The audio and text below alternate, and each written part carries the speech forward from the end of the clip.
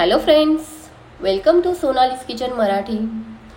आज आपण बघणार आहोत अतिशय पौष्टिक अशी ड्राय फ्रूट्स आणि मसाल्यांची पावडर, किंवा आपण त्याला दुधाचा मसालाही म्हणू शकतो।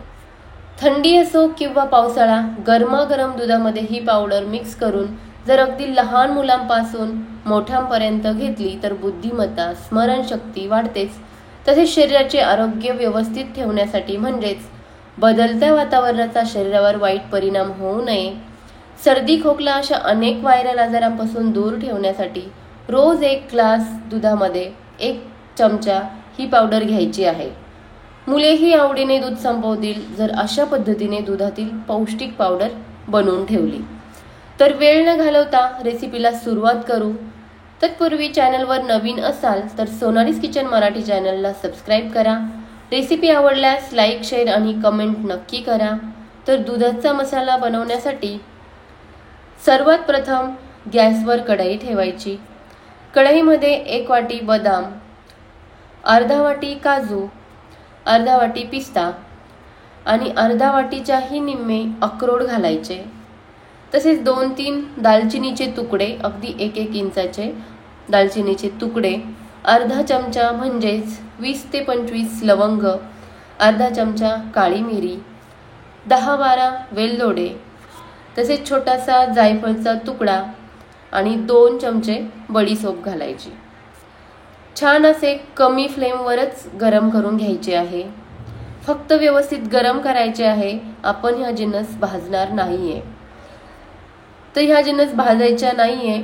पाहिजे तर यामध्ये आपण मखानेही घालू शकतो। मखानेही खूप पौष्टिक असतात, त्यामुळे मखानेही घालू शकतो। तर छान असे सर्व जिन्नस गरम करून घेतले की गॅस बंद करायचा। आणि आता यामध्ये गॅस बंद केल्यानंतरच 1 इंच ठेचून घेतलेली सुंठ घालायची, थोडेसे केसर घालायचे, व्यवस्थित मिक्स करून घ्यायचे, म्हणजे बाकी वस्तूंसोबत सुंठ आणि केसरही थोडेसे गरम होतील।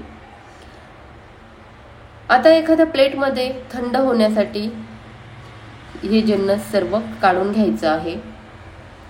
सर्व जिन्नस व्यवस्थित थंड झालं की मिक्सरच्या भांड्यात घालायचं आणि व्यवस्थित बारीक करून घ्यायचं। आता यामध्ये अर्धा चमचा हळद घालायची।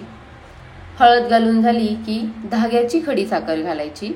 बारीक जी खडी साखर असते ती घालायची नाही, धाग्याची खडी साखर घालायची आणि छान पुन्हा व्यवस्थित पावडर बनवून घ्यायची आहे।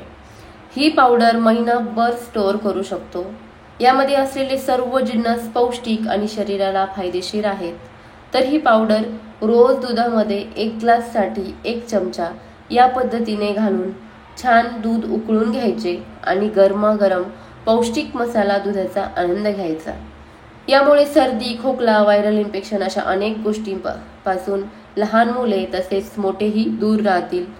तर तुम्ही ही नक्की ट्राय करा आणि रेसिपी आवडल्यास लाईक, शेअर, कमेंट नक्की करा। तर पुन्हा भेटू अशाच नवीन रेसिपी सोबत।